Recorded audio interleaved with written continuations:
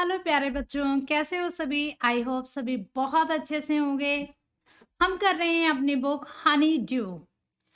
हम इसके 2 चैप्टर कर चुके हैं। आज हम करेंगे इसके फर्स्ट चैप्टर के बाद में जो पोएम दी हुई है। और हमारी फर्स्ट पोएम है the ant and the cricket.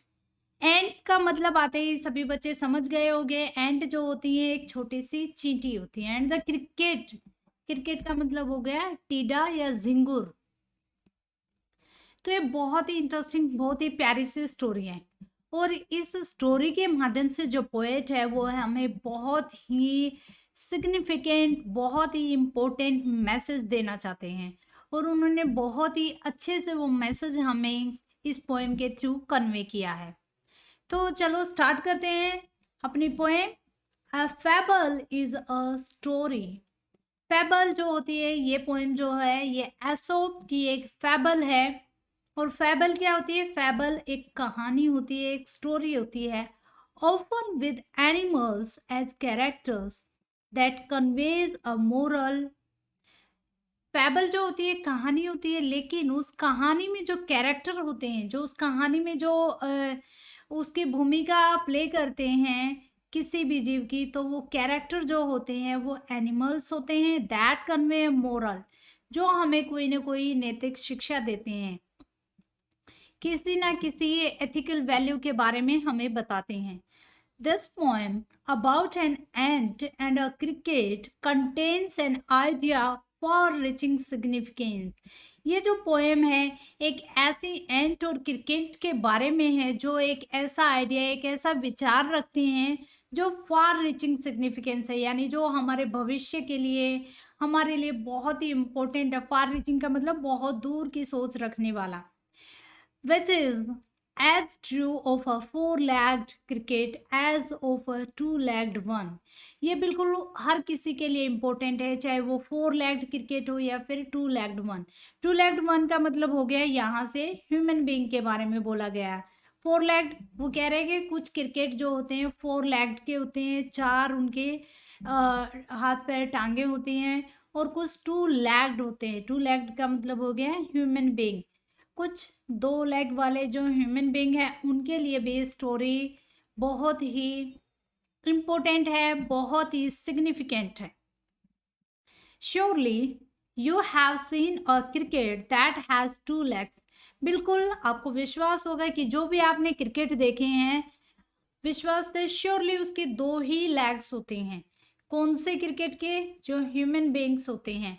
और वो कुछ ना कुछ ऐसी सिली मिस्टेक्स करते रहते हैं जो इस पोएम में क्रिकेट ने की है। पोएम स्टार्ट करने से पहले मैं ब्रीफ में आपके इसको थोड़ी सी समरी, थोड़ी सी स्टोरी बता देती हूँ।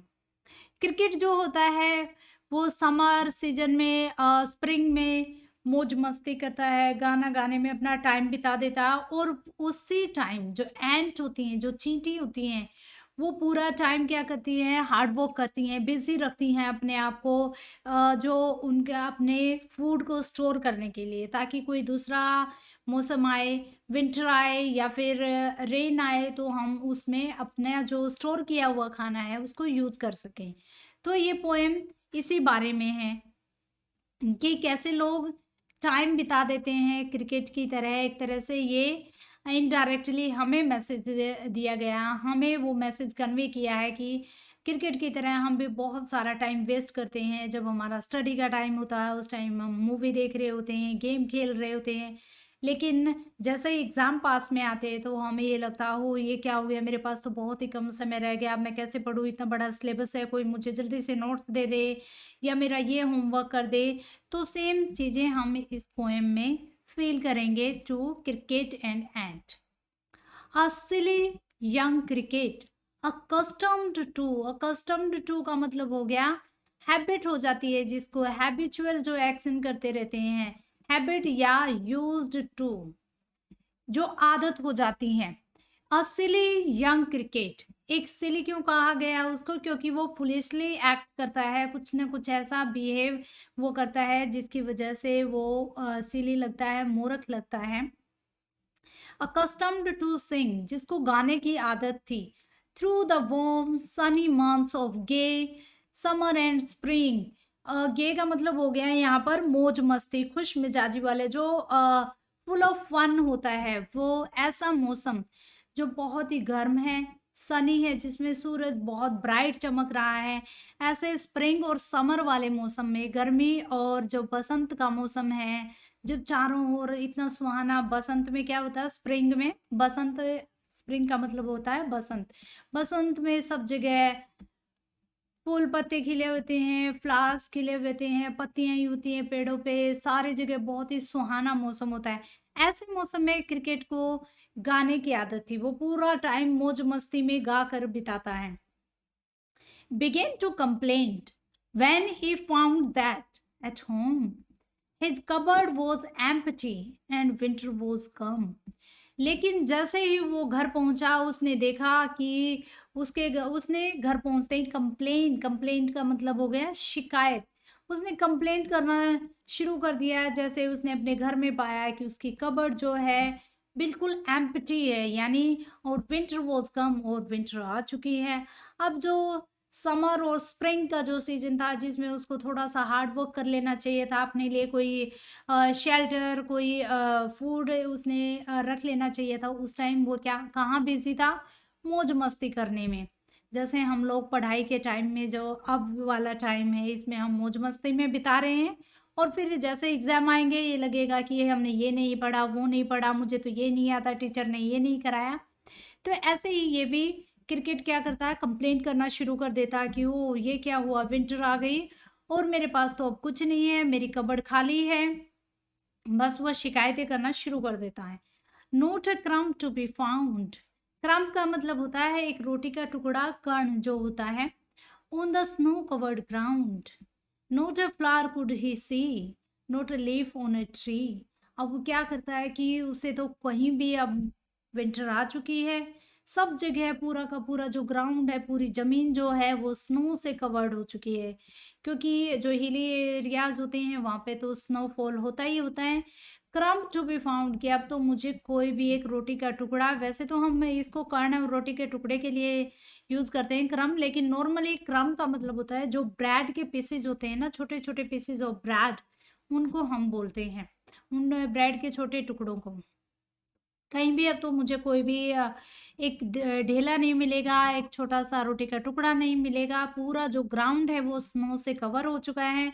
Not a flower could he see, और कहीं भी कोई फ्लावर भी दिख नहीं रहा जिसको वो देख सके, या जिसको वो खा सके, वो ला सके, अपने लिए यूज कर सके, उसको स्टोर कर सके, क्योंकि पूरे के पूरे विंटर में क्या होता है, स्नोफॉल हो रहा है हर ट्रीज पे, प्लांट्स पे, ग्राउंड पे, हिली एरियाज पे, सब जगह स्नो ही स्नो है, बर्फ ही बर्फ है। Not a leaf on a tree, और कहीं भी किसी भी पेड़ पे उसे कोई जो लीफ है, जो पत्ता है, वो नजर नहीं आ रहा। तो अब उसको लगता है कि वो क्या करे, अपने लिए कहाँ से खाने का अरेंजमेंट करे, कैसे वो स्टोर करे। अब तो उसको बहुत बड़ी प्रॉब्लम हो जाती है कि मैंने इतना मौज मस्ती में अब वो समय बिता दिया है, और अब ये समय मैं किस तरीके से बिताऊंगा। Oh what will become says the cricket of me, कि अब मेरा क्या होगा, मैं क्या करूं, वो अपने आप से कहता है कि अब तो कुछ होने वाला नहीं। At last by starvation and famine made bold. अब जैसे ही उसे लगा कि भूख से वो मर ही जाएगा, और फैमिन का मतलब होता है जब अकाल पड़ जाता है, स्कार्सिटी ऑफ फूड हो जाता है। स्कैरसिटी ऑफ फूड का मतलब जब कहीं भी अन्न का अभाव हो जाता है, कहीं कुछ मिलने वाला नहीं होता, तो फैमिन होता है, यानी अकाल पड़ गया। अब उसको उसके लिए तो खाने का अकाल ही पड़ गया एक तरह से, क्योंकि अब विंटर में कोई लीफ नहीं है, कोई फ्लावर नहीं है, पूरा जो ग्राउंड है वो स्नो से कवर्ड हो रखा है, एक टिन का वो ला नहीं सकता जिससे अपना नेस्ट वो बना सके, या शेल्टर के लिए कुछ कर सके, या फिर फूड के लिए उनको यूज कर सके। स्टारवेशन, भूख, और फैमिन की वजह से हंगर, स्टारवेशन हो गया भूख। अब उसको लगा कि भूख से मर जाना, अब क्या करे, भूखा तो बैठा नहीं रह सकता, जब हमारे पेट में गुड़ गुड़ होती है, कुछ भी ऐसा होता है, हमारा पेट भूख से आवाजें करने लग जाता है, तो हमें भी ऐसा लगता है कि जल्दी से खाना नहीं भी बनाना आता तो हम फटाफट मैगी या कुछ और दूसरा फास्ट फूड बनाने की, उनको लाने की, खाने की कोशिश करते हैं। तो ऐसे ही इस भूख ने उसको बोल्ड बना दिया। बोल्ड का मतलब वो थोड़ा-सा उसमें साहस आया कि कैसे भी करके मुझे अब ये भूख तो शांत करनी है और ये समय भी निकालना है, तो इस वजह से उसने हिम्मत की। All dripping with weight. अब ड्रिपिंग विद वेट क्या कि सब जगह स्नो है, स्नो भी धीरे-धीरे कभी ना कभी मेल्ट होगी और वो मेल्टिंग की वजह से वो वेट हो गया है, वो थोड़ा-सा उसको गीलापन नज़र आ रहा है, तो वो भीग गया है and all trembling with cold. अब उसके पास शेल्टर नहीं है, उसके पास खाना नहीं है, खाने की वजह भूख की वजह से वो वीक भी हो गया है और इसी वजह से वो कोल्ड की वजह से ट्रेम्बलिंग कर रहा है। ट्रेम्बलिंग का मतलब हो गया शिवरिंग, काँपना। शिवरिंग कर रहा है, हो रही है उसकी बॉडी में, तो इस वजह से वो ठंड के मारे काँप रहा है। Away he set up to miserly end. और ये सारी सिचुएशन देखने के बाद अब वो सोचता है कि कैसे भी करके वो भूख उसके दिमाग पे इतनी हावी हो चुकी है कि उसको बस एक ही सहारा, एक ही आसरा नजर आता है और वो जल्दी से माइजरली एंड, जो कि कंजूस हैं, उस एंड का उसको ख्याल आता है कि मुझे कैसे भी करके उनके पास जाकर कुछ ना कुछ तो खाने का जुगाड़ करना ही होगा, कुछ ना कुछ तो उनसे मांगना ही होगा। To see if to keep him alive he would grant, कि हो सकता है वो मुझे देखकर, मेरी सिचुएशन को देखकर मुझे जिंदा रखने के लिए कुछ मुझे ग्रांट कर दे। ग्रांट का मतलब हो गया देना। हो सकता है थोड़ा बहुत उनके पास कुछ एक्स्ट्रा हो जिसे कि वो मुझे दे दें और मैं अपने आप को जिंदा रख सकूं। कीप हिम अलाइव, अपने आप को जिंदा रख सकूं, या वो मुझे जिंदा रखने के लिए कुछ ऐसी खाने के लिए कुछ प्रोवाइड कर दें। Him shelter from rain and a mouthful of grain. He wished only to borrow. He would repay it tomorrow. अब वो क्या करता है कि मुझे बस थोड़ा सा रेन से, इस बारिश से, ये जो टप टप हो रहा है, ड्रिप कर रहा है, जो स्नो मेल्ट होके ये जो रेन की तरह आ रहा है, इससे मुझे थोड़ा सा शेल्टर चाहिए। शेल्टर का मतलब जहाँ अपने आप को वो सेफ कर सके, थोड़ा प्रोटेक्ट कर सके अपने आप को, सेफरली वो हो सके, तो शेल्टर, कोई आश्रय उसे मिल जाए रेन से बचने के लिए। And a mouthful of grain, और मुट्ठी भर अनाज उसको मिल जाए खाने के लिए, जिससे वो अपना पेट की भूख शांत कर सके। He wished only to borrow, तो देखो अभी भी वो सेल्फ रिस्पेक्ट उसके अंदर है। वो क्या कर रहा है, वो उनसे भीख मांगने नहीं जा रहा बल्कि उनसे उधार मांगना। विश्ड ओनली टू बोरो, बोरो का मतलब हो गया उधार लेना। वो अब भी उनसे उधार लेने की ही सोच रहा है कि मैं उधार ले लूंगा उनसे। He would repay it tomorrow, और कल जब ये विंटर खत्म हो जाएगी, कल का मतलब यहाँ कि जब जैसे ही विंटर का ये सीजन, ये रेन का सीजन जब चला जाएगा, तो जैसे ही समर सीजन आएगा, स्प्रिंग सीजन आएगा, तो मैं उनको रिपे कर दूंगा। रिपे का मतलब हो गया वापस देना, उसको लौटा देना, वापस लौटाना। ये उनको वापस लौटा देगा जो उधार उनसे लिया है उसके लिए। तो अभी भी वो बोरो करने की सोच रहा है उनसे, ऐसे ही नहीं ले रहा फ्री में। If not he must die of starvation and sorrow. Sorrow हो गया दुख और स्टारवेशन हो गया भूख, भूख। अब वो क्या सोचता है स्टार कि अगर ऐसा नहीं हुआ, मैं यहीं बैठा रहा, कुछ बाहर मांगने के लिए नहीं गया, तो डेफिनेटली मैं भूख और दुख से मर जाऊंगा। मुझे मांगने जाना ही होगा और मुझे उधार लेना ही होगा। उन चीटीज को मुझ पे दया करनी ही होगी। हो सकता है एंट मुझ पे दया करे, तो वो यही सब सोचकर उनके पास जाता है। Says the ant to the cricket, I am your servant and friend. अब चींटी के पास वो जाता है तो चींटी उसको कहती है, ओ क्या लगता है कि बिल्कुल आओ, मैं आपकी सर्वेंट हूँ, आपकी फ्रेंड हूँ। भाई हमारे अंदर भाईचारा है, हम अड़ोसी पड़ोसी हैं, आप भी एक इंसेक्ट हो, मैं भी इंसेक्ट हूँ। तो अब देखो नॉर्मली क्या होता है कि एनिमल्स आपस में बातें नहीं करते, लेकिन हमें ह्यूमन बीइंग को एक मैसेज देने के लिए ये उन दोनों की चिट चैट दिखाई गई है कि किस तरीके से वो कन्वर्सेशन करते हैं, और उसमें भी वो लोग कैसे अपने खाने के लिए स्टोर करके रखते हैं, वो चीज़ें यहाँ पर दिखाई गई हैं। और उनमें दिखाते हैं कि हाँ हम फ्रेंड हैं, हम आपके दोस्त हैं, हम बिल्कुल आपकी सेवा करेंगे, हम आपके सर्वेंट हैं। But we ants never borrow, we ants never lend. अब वो कहती हैं कि देखो हमें आपसे कोई दुश्मनी तो है नहीं, बिल्कुल हमारा भी मन करता है हम आपके दोस्त बनकर रहे हैं, आपको सर्व करें, आपकी मदद करें। लेकिन हमारी जो एंट्स जो बिरादरी है, जो एंट्स की हमारी जो एक ट्रेडिशन है वो ये है कि एंट्स जो हैं, हम एंट्स कभी किसी को ना तो हम बोरो करते यानी उधार देते, और लैंड का मतलब होता है ना ही हम कभी उधार लेते। बोरो का मतलब उधार देना, और लैंड का मतलब बोरो का मतलब हो गया उधार लेना, और लैंड का मतलब हो गया उधार देना। अब बोरो हो गया उधार लेना, तो सारे बच्चे ध्यान से देखेंगे, उधार लेना। तो हमारी एक एथिकल वैल्यू है, हमारे कुछ एथिक्स हैं, कुछ मोरल प्रिंसिपल्स हैं जिनको हम फॉलो करते हैं कि हम एंड्स जो होते हैं ना, हम किसी से उधार लेते हैं और ना ही कभी किसी को उधार देते हैं। But tell me dear cricket, did you lay nothing by? Lay nothing by का मतलब हो गया कुछ भी सेव ना करके रखना, नथिंग टू सेव। वो उससे पूछती हैं कि क्या सच में आपने कुछ भी सेव करके नहीं रखा है? ले नथिंग बाय का मतलब हो गया सेव नथिंग, कुछ भी। ये आपको नीचे ग्लोसरी में कुछ वर्ड मीनिंग दिए हुए हैं, वहां से भी आप देख सकते हो।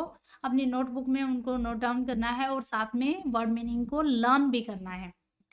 तो अब वो पूछती है कि क्या डियर क्रिकेट, सच में बताइए, क्या आपने जब समर सीजन था, जब वेदर इतना अच्छा था, जो स्प्रिंग का मौसम था, तो उसमें आपने कुछ भी स्टोर करके नहीं रखा, कुछ भी सेव नहीं किया? When the weather was warm quoth the cricket not. अब वो कहता है जब वेदर वार्म था, क्योंकि वो अकस्टम्ड था टू द किसका, सिंग का। उसको तो हैबिट थी गाने की, पूरी तरह से मौज मस्ती करने की, क्योंकि मौसम इतना अच्छा था। तो अब वो उनको बोलता है, कोत का मतलब हो गया सैड। ओल्ड फैशन जो इंग्लिश थी हमारी, जो पुरानी कन्वेंशनल इंग्लिश है, उसमें कोत का मतलब होता था सैड। तो वो क्रिकेट कहता है नहीं, माई हार्ट वॉज लाइट। अब क्रिकेट आगे बोलता है, my heart was light that I sing day and night for all nature looked gay. You sing sir, you say my heart was light. अब वो कहता है कि नहीं, उस टाइम मेरा दिल इतना खुशी में झूम रहा था, मैं इतना लाइट फील कर रहा था, नो टेंशन नो वरीज, बेफिक्री में मैं था वहाँ पर, तो इसलिए मेरा हार्ट जो था पूरी तरह से खाली था, पूरी तरह से इंजॉयमेंट से भरा हुआ था। कोई बोझ नहीं था मेरे ऊपर कि मुझे अर्न करना है, मुझे कुछ स्टोर करके रखना है। तो इसीलिए मैंने क्या किया, दिन और रात सिर्फ गाना ही गाया, मैं डे एंड नाइट में गाता रहा। फॉर ऑल नेचर लुक्ड गे, क्योंकि पूरा का पूरा जो नेचर था उसको, गे का मतलब हो गया फुल ऑफ फन, पूरी तरह से मौज मस्ती से भरा हुआ। उसको वो मौसम नज़र आ रहा था, वो पूरी तरफ जहाँ पे, क्योंकि समर और स्प्रिंग सीजन था, सब जगह फ्लावर ही फ्लावर थे, सब जगह बहुत ही सुहाना मौसम था। तो ऐसे मौसम में मैंने क्या किया, उस नेचर का पूरी तरह से मज़ा लिया, पूरी तरह से मैंने मौज मस्ती की। यू सेइंग सर, यू से, जैसे कि आपने कहा आप गाते रहे सर, तो फिर आप गाते ही रहिए। आपने खुद ही कहा है यू सेइंग, आपने गाना गाया, तो ठीक है। गो देन, तो जाइए। सेज द एंट, एंट ने कहा, तो फिर ठीक है, फिर जाइए। And dance the winter away, जैसे आपने डांस करके सिंग करके पूरा का पूरा गाना गाकर मौज मस्ती करके आपने वो समर और वो स्प्रिंग सीजन बिता दिया है, तो अब आप डांस करके सिंग करके ये पूरा विंटर भी भगा सकते हो। विंटर अवे, अवे का मतलब दूर कर सकते हो। अब आप आराम से रहिए, मौज मस्ती से रहिए, अपना गाना गाते रहिए या डांस करते रहिए। हम एंड्स अपने प्रिंसिपल्स को नहीं तोड़ेंगे। Thus ending, he hastily lifted the wicket. अब उसको क्या किया, मजबूरी में उसको जल्दी से वहां से जाना पड़ा। एंड में यही कहा गया, and out of the door turn the poor little cricket. और उन एंट ने जल्दी से अपना दरवाजा उसके मुंह पे बंद कर दिया और उसको अपने घर से बाहर निकाल दिया। Folks call this a fable. अब पोइट जो होते हैं वो कहते हैं कि लोग कह रहे हैं ये एक फेबल है, ये एक स्टोरी है, ये एक इमेजिनेशन है। फोक्स का मतलब हो गया यहाँ पर पीपल से। वैसे तो होता है फोक्स कहावतें, कि ऐसा कहा गया है। यहाँ हम इसका मीनिंग ले रहे हैं पीपल, कि लोग जो हैं वो कहते हैं ये एक स्टोरी है, ये एक इमेजिनेशन है। I I'll warrant it true. तो पोएट कहते हैं लेकिन मैं आपको गारंटी दे सकता हूँ, मैं आपको बिल्कुल श्योर कर रहा हूँ कि ये सच है। बिल्कुल ऐसा ही होता है ना, बहुत समय हम जैसे ही हमारा ऐसे ही बिता देते हैं। जब स्कूल ओपन होते हैं, जब क्लासेस शुरू होती हैं, तो बहुत सारे बच्चे सोचते हैं अरे बहुत टाइम पड़ा, अभी तो पूरा साल बीता पड़ा हुआ, आराम से पढ़ लेंगे, आराम से करेंगे। इवन वो सिंगल वर्ड भी जो टीचर बता रही होती है उसको भी सुनना पसंद नहीं करते। तो ऐसे ह्यूमन बीइंग जो होते हैं वो ऐसा ही करते हैं जैसा कि क्रिकेट करते हैं। तो इसीलिए पोएट कहते हैं कि लोगों का ये कहना है कि ये एक इमेजिनेशन है, ये एक स्टोरी है, सिर्फ ये एक कहानी है। लेकिन पोएट के अकॉर्डिंग ये ट्रू है, ये सच है, क्योंकि ये हमारी रियल लाइफ में भी एप्लीकेबल है। हम ह्यूमन बीइंग भी ऐसे ही सिली मिस्टेक्स करते हैं, पूरा टाइम ऐसे ही बिता देते हैं। और फिर कुछ जब ये होता है अचानक से एग्ज़ाम आ गए, अचानक से हमें किसी सिचुएशन में पढ़ना पड़ गया है, तो बस हमारा क्या होता है, दिल इतना घबराने लग जाता है और हमें लगता है अब क्या होगा। फिर ऐसा लगता है सब मेरे लिए ये काम कर दे, वो काम कर दे। तो इसीलिए वो एंट और क्रिकेट के थ्रू ये मैसेज देना चाह रहे हैं, जैसे कि एंट है वो हार्ड वर्किंग है। बहुत ही स्मॉल इंसेक्ट होते हैं, जो एंट होती है वो सबसे स्मॉल स्मॉल इंसेक्ट होती हैं, फिर भी वो इतनी हार्ड वर्किंग है। जब वो समर सीजन था, स्प्रिंग सीजन था, तो वो क्या करती हैं अपने लिए खाना स्टोर करने में हार्ड वर्क करती हैं। सभी ने देखा होगा कि जो चींटी होती हैं वो विंटर में कभी नहीं आती, रेनी सीजन में नहीं आती, लेकिन जैसे ही समर आता है तो आपकी खिड़कियों से, दरवाजे से, कहीं ना कहीं होल से ज़मीन में हम बहुत सारी इंसेक्ट, बहुत सारी एंट्स देख सकते हैं। तो वो यानी कि वो सीजन जो होता है समर उनके लिए हार्ड वर्किंग का होता है। उस टाइम वो अपने लिए अपने फ्यूचर का सोचती हैं कि जब मौसम ऐसा होगा हम बाहर नहीं आ सकते, या हम खाना अपने लिए स्टोर नहीं कर सकते हैं, हम शेल्टर और फूड को सेव नहीं कर सकते। तो वो उस टाइम हार्ड वर्किंग करती हैं और अपने लिए, अपने आने वाले समय के लिए कुछ बचा कर रखती हैं। तो हमें भी ऐसा ही करना चाहिए। Some crickets have 4 legs and some have 2। Last में फिर वही बात कही गई है कि कुछ क्रिकेट्स जो होते हैं 4 लेग्स के होते हैं, जो एक्चुअल जो टिड्डे होते हैं, जो झिंगुर होते हैं, उनके 4 लेग्स भी होते हैं, लेकिन कुछ के 2 लेग्स होते हैं, जो कि हम ह्यूमन बीइंग है। Adapted from Aesop's fables. और ये कहाँ से ली गई हैं? एसोप एक ग्रीस में एक फेमस राइटर हुए हैं, उनकी फैबल से, उनकी स्टोरियों से ये उनकी स्टोरी से एक छोटी सी स्मॉलेस्ट पोएम ली है। अकस्टम्ड, तो ये देखो ग्लोसरी है, कुछ वर्ड मीनिंग है। अकस्टम्ड टू का मतलब हो गया used to singing, habit of singing. Famine हो गया स्कैरसिटी ऑफ फूड, जब खाने की कमी हो जाती है, जब चारों तरफ अकाल पड़ जाता है। ले नथिंग बाय, सेव नथिंग, कुछ सेव नहीं करना। कोत का मतलब होगा पुरानी इंग्लिश में कहना। तो ये थी हमारी छोटी सी पोएम। अब हम इसका थोड़ा सा लिटरेरी डिवाइस कर लेते हैं। लिटरेरी डिवाइस का मतलब होता है, लिटरेरी डिवाइस की इसमें राइम स्कीम क्या है और कौन सा इसमें फिगर ऑफ स्पीच यूज किया है।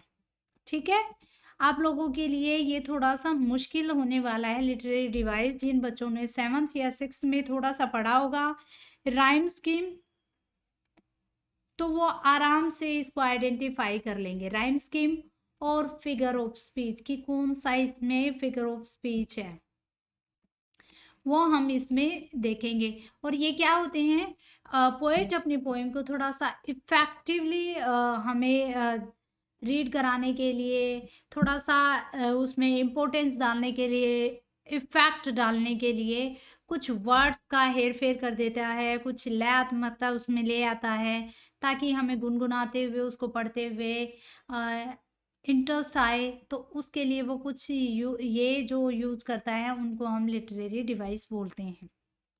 तो चलो देखते हैं कि पोएम में राइम स्कीम क्या है। राइम स्कीम होती है हमें हर लाइन के लास्ट वर्ड को देखना है कि उसका लास्ट वर्ड कैसा है, क्या वो एक दूसरे से मैच करता है या नहीं, या बिल्कुल ही डिफरेंट है। वही सब हमने इसमें देखना है। ठीक है, तो अब कैसे ढूंढेंगे इसमें राइम स्कीम है या नहीं। अकस्टम टू सीइंग, तो हमें सीइंग को देखना है, और यहाँ क्या है स्प्रिंग। जब दो वर्ड्स लास्ट के सेम सेम दिखे दोनों लाइंस के, तो एक ही नाम उनको देना है। मैंने इसको नाम दिया ए, इसको भी ए। फिर नेक्स्ट लाइन का हमें फिर से लास्ट वर्ड देखना, होम। यहाँ पे है कम, होम कम एक जैसा, तो अब लेकिन ये सिंग और स्प्रिंग से नहीं मिलता, तो यहाँ पर हमने बी। जैसे मैं आपको बता देती हूँ, रैट, बैट, कैट, बिल्कुल सेम है ना, तो हम इन तीनों को ए नाम दे सकते हैं। अब मैं यहाँ पे कह दूँ सैड, बैड और रेड, तो एक तरह से सेम सेम लग रहे हैं, तो यहाँ पे हम इसको बी नाम दे देते हैं। तो ऐसे आपको लास्ट वर्ड देखने हैं, लास्ट वर्ड की साउंड जो है वो थोड़ी सी सेम है या नहीं। स्पेलिंग्स नहीं देखनी, साउंड्स देखनी है कि जब हम बोल रहे हैं उस वर्ड्स को प्रोनाउंस कर रहे हैं तो क्या उनमें कोई सिमिलैरिटी है। तो देखो कम, होम एक जैसे से लग रहे हैं, फाउंड, ग्राउंड, लेकिन ये होम, कम और स्प्रिंग और सिंग से अलग है, तो यहाँ पे सी, सी, ठीक है। यहाँ पे सी, ट्री, तो ये हो गया डी, डी। तो ये 8 लाइन के, एक पूरा 8 लाइन का हमने ले लिया, और इस 8 लाइन को हम क्या बोलेंगे, एक स्टेंजा, एक पैरा जिसको बोलते हैं, एक स्टेंजा। तो इस पहले वाले की हमारी राइम स्कीम क्या बनी, सिर्फ ऐसे लाइंस पे लिखकर नहीं छोड़ना, प्रॉपर राइम स्कीम लिखना, ए ए, B B, C C, D D. तो ये हमारी राइम स्कीम बनी, पोएम की ये हमारी राइम स्कीम है। अब आगे ऐसे ही नेक्स्ट हम पैराग्राफ, नेक्स्ट स्टेंजा ले सकते हैं, हम वो देख सकते हैं कि क्या ऐसा ही है। अगर हम दूसरे उनका लें तो नेक्स्ट इसमें लिटरेरी डिवाइस देखने के लिए, तो देखो इसमें बोल्ड, कोल्ड, एंट, ग्रैंट, तो ये ए बी, बी फिर से क्योंकि सेम सेम वर्ड हैं। रेन, ग्रेन, ठीक है ना, बिल्कुल एक जैसे से लग रहे हैं, रेन, ग्रेन। तो अब देखो रेन, इसको हम लिखेंगे सी, ग्रेन बिल्कुल रेन जैसा है, सी, बोरो, डी, टुमारो, डी। तो फिर से इसका इस पूरे स्टेंजे की क्या बनी rhyme scheme, A B B, C D D. जिन बच्चों को राइम स्कीम समझ में आ गया है तो वो मुझे कमेंट बॉक्स में लिखकर जरूर बताएंगे, क्योंकि आपने ये 6th-7th में भी पढ़ा होगा। जिसको नहीं पढ़ा है तो अभी ध्यान से वीडियो को पॉज कर करके आप देख सकते हैं और कमेंट बॉक्स में जरूर लिखकर बताइए। फिर इसके बाद हमें क्या देखना है इसमें कि राइम स्कीम, राइमिंग वर्ड्स। अगर देखो ये क्वेश्चंस जरूर पूछे जाते हैं, राइमिंग वर्ड्स पूछे तो सिर्फ आपको वर्ड्स लिखने, बोल्ड, कोल्ड, लेकिन राइम स्कीम पूछे तो ऐसे पूरे आपको लाइंस दी होंगी और उसमें राइम स्कीम पूछी जाएगी, ठीक है। उसके बाद हम आते हैं फिगर ऑफ स्पीच, कि फिगर ऑफ स्पीच कौन सा है इसमें। पहला तो है पर्सनिफिकेशन, मैंने ये 7th में भी कराया, पर्सनिफिकेशन का मतलब होता है जब हम ह्यूमन बीइंग की क्वालिटीज किसी एनिमल्स को देते हैं या किसी नॉन लिविंग बीइंग को देते हैं, कि हम जो क्वालिटी हमारे अंदर होती है, जैसे हमारी हाथ पैर, ठीक है, ये तो उनके भी होते हैं एनिमल्स की, लेकिन नॉन लिविंग की नहीं होती। अगर हम फील करते हैं लेकिन वो नहीं करते, ये हमारी जो फीलिंग्स होती है, हमारा जो टच होता है, ऐसी ऐसी जो क्वालिटीज सिर्फ जो ह्यूमन बीइंग में होती है, वो क्वालिटीज अगर हम नॉन लिविंग थिंग्स में या एनिमल्स में देने लग जाए, हमारी वाली क्वालिटी हम कंपेयर करें कि उनमें भी है, तो वहाँ पर्सनिफिकेशन होता है। जैसे हम नॉर्मली एनिमल्स के लिए, बर्ड्स के लिए क्या यूज करते हैं, इट, लेकिन यहाँ पे यूज किया गया he wished, he would repay, तो ही यूज किया गया है, आई यूज किया गया है जो कि हम अपने लिए यूज करते हैं फर्स्ट सेकंड थर्ड पर्सन के लिए, तो ये सारे के सारे हिज यूज किया है। इससे पता चलता है कि he must die of starvation. अब इनसे पता चलता है कि यहाँ पे कौन सा है, पर्सोनिफिकेशन है। ठीक है, मानवीकरण अलंकार बोलते हैं इसको। फिगर ऑफ स्पीच का मतलब होता है अलंकार, मानवीकरण अलंकार, मानव के यानी उसमें मानवीकरण कर दिया गया है। पर्सन, मानव से रिलेटेड चीजें उसमें आ गई हैं। पर्सन, पर्सन तो आप जानते ही हो, ह्यूमन बीइंग, कोई व्यक्ति, तो उससे रिलेटेड, पर्सन से रिलेटेड कोई चीज जो मिलेगी तो वो वहां पे पर्सनिफिकेशन होगा। नेक्स्ट इसमें है एलिट्रेशन। एलिट्रेशन तो दो फिगर ऑफ स्पीच हो गए, पहला पर्सनिफिकेशन, दूसरा हो गया एलिट्रेशन। एलिट्रेशन का मतलब होता है अनुप्रास अलंकार, जहां पर कॉन्सोनेंट की साउंड रिपीटेडली यूज हो रही है, यानी पहले भी उससे पहले भी क्या बोलते हैं, कॉन्सोनेंट साउंड है, बाद में भी कॉन्सोनेंट साउंड है, तो वहां पर एलिट्रेशन का यूज होता है। तो जैसे हम देख सकते हैं स्टारवेशन, सोरो, तो यहाँ एलिट्रेशन है स्टारवेशन एंड सोरो। किसका यूज हो रहा है, एस का, और एस क्या है, कॉन्सोनेंट, तो कॉन्सोनेंट साउंड है, हमें कॉन्सोनेंट साउंड पे फोकस करना है। दूसरा है इसमें मेटाफर। मेटाफर का मतलब होता है रूपक अलंकार, वो जब आप बड़ी क्लास में आ जाएंगे आप लोगों को तब कराएंगे, लेकिन मेटाफर का मतलब होता है किसी चीज को आप इनडायरेक्टली कंपेयर करते हो, जब दो चीजों के बीच में या उससे ज्यादा चीजों के बीच में जब आप में कंपैरिजन करते हो, तब वहां पर हम मेटाफर का यूज करते हैं। यहाँ देखो कंप्लेंट से भी हम लगा सकते हैं कि कंप्लेंट तो सिर्फ ह्यूमन बीइंग ही करते हैं, एनिमल्स कहाँ कंप्लेंट करते हैं, वो तो बेचारे बोल ही नहीं पाते। तो इस तरीके से हम देख सकते हैं कि यहाँ भी पर्सनिफिकेशन यूज किया गया है। ठीक है, हमने क्या किया, इसके एक्सप्लेनेशन की, लाइन बाय लाइन इसके ट्रांसलेशन करके दिखाया, वर्ड मीनिंग किए हैं, लिटरेरी डिवाइस किया है, लिटरेरी डिवाइस में हमने राइम स्कीम और फिगर ऑफ स्पीच किया। तो कौन से राइम स्कीम क्या है हमारे में, इसमें A B B C C D D, poem में ये राइम स्कीम है। फिगर ऑफ स्पीच क्या है, दो है, एक पर्सनिफिकेशन हमने किया, पर्सनिफिकेशन, और कौन सा किया हमने, एलिट्रेशन। तो ये हमारी पोएम थी, बहुत ही अच्छे मैसेज के साथ हमने पोएम को पढ़ा, बहुत ही अच्छा मैसेज, बहुत ही अच्छा उपदेश, एक संदेश, एक लेसन, एक शिक्षा हमें इस पोएम से मिली। तो हमें अपना टाइम ऐसे ही वेस्ट नहीं करना चाहिए, हमें टाइम के महत्व को, उसकी इम्पोर्टेंस को समझना चाहिए और अपने टाइम को यूटिलाइज करना चाहिए। तो मिलते हैं हम नेक्स्ट वीडियो में नेक्स्ट पोएम के साथ, तब तक के लिए keep watching, have a great day, God bless you.